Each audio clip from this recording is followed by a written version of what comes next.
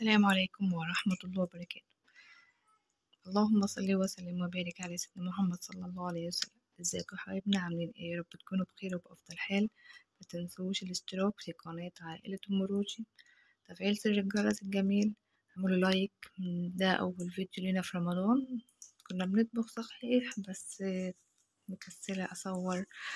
اليوتيوب بقى فكرني ان دي الثانوية بتاعة الفيديوهات. أول ما بدأت قلت ايه، متكسليش ويا رب تكبر بفضل ربنا ثم بيكم. اعملوا لايك كتير كتير وعرفوا اصدقائكم بقناتنا، يا رب نكبر. دي بقى ايه مواعين الفطور والسحور. طبعا بنفطر، بنصلي التراويح ونكسل نعمل اللي ورانا ومش عارفه ايه. يا رب يديم رمضان علينا نعمه يا رب. ده بقى كوبايه العصير والسحور واللازم منه، وهكذا حاجات السحور برضو والسلطة بقى، وكل واحد طبق ومش عارفة ايه. يلا نروق عشان نطلع لطيورنا، عشان يوم المحشي بسنة. ما تنسوش اللايك، يا رب قناتي تكبر بفضل ربنا ثم بيكم. الرخامة وروقت بوتاجازي، وقلت قبل ما اطلع فوق احط الحلة اسلق الكرنب عشان لو في حاجة اخدها للطيور معايا. وامبارح بقى قبل صلاة المغرب بساعة قمت دابحة ديكين كده، وقمت حطاهم في المية ومنضفاهم ومش عارفه ايه. هنزل المية دي بقى وننضف اللي فيها لو فيها ريشة صغيرة. ما احنا قبل المغرب بساعة، يعني وقت تجهيز فطار، وقت مش عارفه ايه، وقت اللخبطة. وقلت النهاردة يوم المحشي، بدل ما اطبخ واعمل، فانا بحب اطبخه قبلها بيوم كده واحطه ايه في التلاجة بشوية مية وملح وليمون. يلا نصفي المية ديت ونحط له بقى مية وملح وليمون جديد، ونسيب لنا ديك واحد ونحط التاني في الفريزر. ما شاء الله، اللهم بارك لنا فيما رزقتنا. نضفته بقى وعند عنده في التلاجة كده بعزويله بحاجته. اللي ما بياكلوش الراس ولا الرجلين ولا الحاجات دي، رغم ان هي بلدي، وبرضه ما بياكلوش الفراخ البلدي والله. ربنا يهديهم ويحفظهم ويبعد عنهم اي شر. طبعا لقيت الفراخ الكتكوت البلدي غالي قبل رمضان، يعني لغايه دلوقتي مش عاوز ينزل، فقلت لا خلينا في الفراخ البلدي. ربنا يبارك لنا فيما رزقتنا. نضفته وسبت الديك ده بره، وطلعت بقى الكرنبايه. ميتنا الحلوة غليت، وطيت عليها على ما اعمل اور الكرنباية كده واشيل قلبها واعمل ايه وانزلها. بتخنق انا من الكرنباية، لقيت قلبها مسنبخ، شلت القلب بتاعها كده وحطيتها بقى في المية المغلية تتظبط كده ونسلقها. بحط الكرنباية من ناحية راسها كده، ولما يعني 5 6 دقايق واقوم قلبها على الناحية التانية، وهبدأ اطلع بقى ورقة ورقة واطلعها في المية الساقعة. طبعا سلقت الكرنب ده، طبعا الكرنب المسنبخ، تلات كرنبات صغننين، طلع القلب بتاعها ومش عارفة ايه وعزوات. شايفين عاملين زي الواحدة الكنيش. دي بقى التلات كرنبات طلعتهم من الماء السخنة للماء الساقعة، هوديهم بقى في الصالة نبعد عن ايدينا. 3 كرنبات دول مش هعملهم النهارده، ده انا هاخد بس حلة صغننة ونقطع الورق ونحطه في التلاجة. وده 1.5 كيلو كوسة نغسله كويس، هسيبه عورت امبارح بالليل كده بعد الفطار. لا يا ربي، قبل ما انضف الفراخ كنا بعد العصر يا دوب خلصت بقى اللي ورايا وجبته وقعدت عورت فيه كده وانا قاعدة فاضية. اغسله غسلة حلوة ونحطه في المصفى اللي كانت فيه ونحطه في الصالة. عملنا بصلاية كده وحطينا شوية زيت وشوية سمنة، نحط حتة سمنة بلدي بقى لما تتشوح، وننزل عليها عصير الطماطم، ونروح نتودى ونصلي الظهر يا منى. بادئة من دلوقتي، ايوه يا جماعة بادئة من دلوقتي، ما انتوا عارفين يوم المحشي وما ادراكوا وخناقات العيال ومش عارفة ايه. ولو جه حتى عطلنا يبقى احنا مخلصين كل حاجة، وانتوا عارفين رمضان، وربنا يدوم علينا رمضان يا رب اللهم امين. هنعلي البوتاجاز عشان ننزل بعصير الطماطم وندخل نتوضى ونصلي. طبعا سايبة حبة بصل كده واحط عليها شوية فلفل اسمر وشوية زيت، ونحط ايه شوية كمون وشوية ملح، ونسيبه في التلاجة على ما نحطه على المحشي واحنا بنعمل. شايفين حطيت عليها ملح وشعرة فلفل اسمر وشوية زيت. نطلع المصفى عشان اعمل ايه اقطع الخضار المحشي. كنت مجهزة هنا عصير الطماطم، حطيت توابل وحطيت بابريكا وحطيت سكر وحطيت كزبرة وحطيت ملح وكمون وشعرة فلفل. مجهزة حاجات السلطة رمضان، سلطة حتى لو في محشي. نزلنا هنا بعصير الطماطم، نروح بقى نتوضى ونصلي الظهر بتاعنا. وكالعادة بتاعتنا للمحشي مكعب مرقة دجاج. والتسبيكة بتاعتنا خلصت، ننزل عليها بقى بالرز والخضار بتاعها والبصلة اللي احنا راكنينها، ونقلبها تقليبة ونشوف الدقيق على ما تبرد ان شاء الله.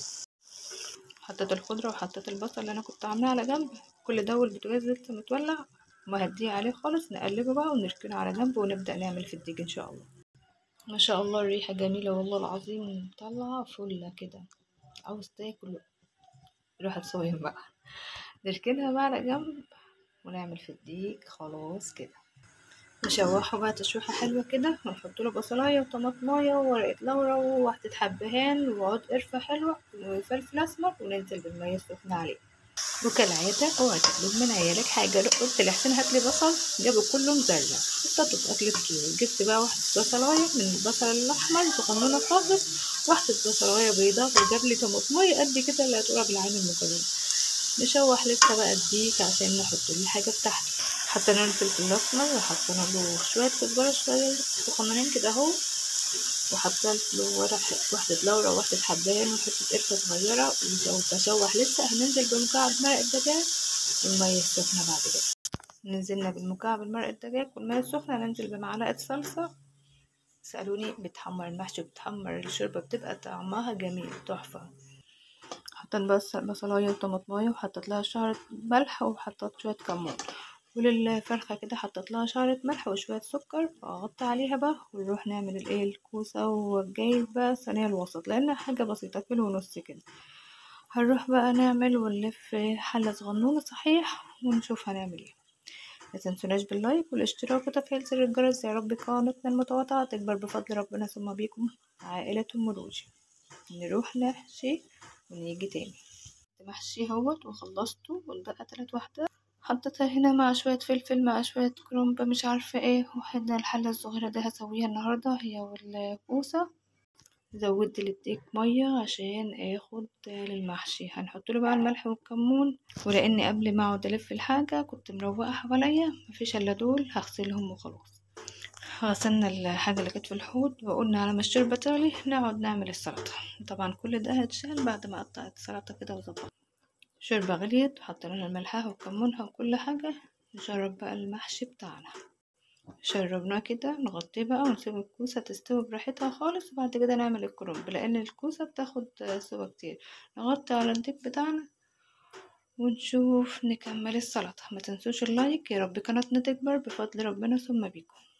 كنت هطلع الحتت كده واحطها في طبق. الله أكبر. العصر بقى جه، استنى شوية على العصر خلصنا السلطة بتاعتنا، ولما الحاجة بتاعتنا حطيناها في أكل الفراخ.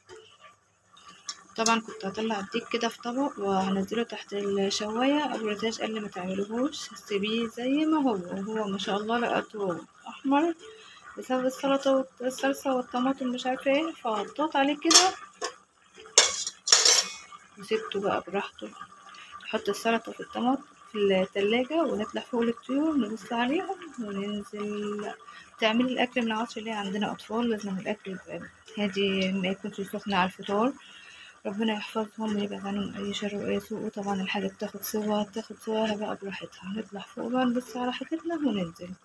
هنا طبعا حطيت للسلطة كده شوية ملح وشوية زيت وليمونة، وقمت مقلباها تقليبة صغننة خالص كده. أنا عاوزة كل حاجة زي ما هي لغاية الفطور إن شاء الله. نزلت لها شوية مية وقلبتها نوديها بقى في التلاجة. يلا بينا نشرب محشي كرنب هو كمان. نحط الطبق الأول ما نضغطش عليه، سيبيه زي ما هو، واملي بقى ايه شوربة كده بتاعتك وسويها وظبطي الحاجة بتاعتك. رحنا نلم الهدوم ونطبقها كأن لقيتنا كده. بصراحة العيال بيحبوها كده، لسه هنزلها لهم تحت الشواية ان شاء الله. طبقنا هدومنا وقلناها في الدولاب ومش عارفة ايه. شربنا بقى المحشي وشرب شربته كده، وحطينا كبشتين عشان الورق، ودخلنا المحشي تحت الشواية في الفرن. لما ده يستوي كده سوا حلوة نقوم موطين عليه البوتاجاز خالص ونشمعه، بيبقى كده فطرنا بفضل الله. والعيال مش عاوزين يشربوا بلح ومش عارفة ايه حكاية الأطفال في البلح ولا البلح ولا اللبن ولا البيض ولا أي لحوم خالص. ربنا يهديهم ويطعمهم يا رب، ما يحرمهم، ويطعم حبايبنا في فلسطين ويحفظهم ويبعد عنهم أي شر وأي سوء. عليكم بالدعاء في شهر رمضان وغير رمضان. أحلى أيامكم وأحلى حاجة اللي ربنا بيحبه هو اللي بيرزقه بالدعاء وبيخلي لسانه دايما رطب بذكر الله. ألا بذكر الله تطمئن القلوب. هنوطي الأول على المحشي، هنغطيه يلا هنحطها في الحوض. عليكم كده بشهر ما تخلوش يفوت منكم هباء كده، اقعدوا صلوا واذكروا ربنا قرآنكم، يعني حاولوا على قد ما تقدروا. لو هتختموا القرآن مرتين، لو هتختموه مرة، على قد ما تقدروا 3 4 اللي يقدر. ربنا يا رب اللهم أعنا على ذكرك وشكرك وحسن عبادتك. يا رب احفظ ولادنا، يا رب احفظ أخواتنا في فلسطين. اللهم عليك باليهود، اللهم عليك باليهود، اللهم عليك باليهود. اللهم اجعل رمضان شهر رحمة ومغفرة وعتق من النار للمسلمين وأمة محمد صلى الله عليه وسلم. ربنا يحفظنا ويحفظ بلاد المسلمين. ما تنسوش اللايك والاشتراك وتفعيل زر الجرس.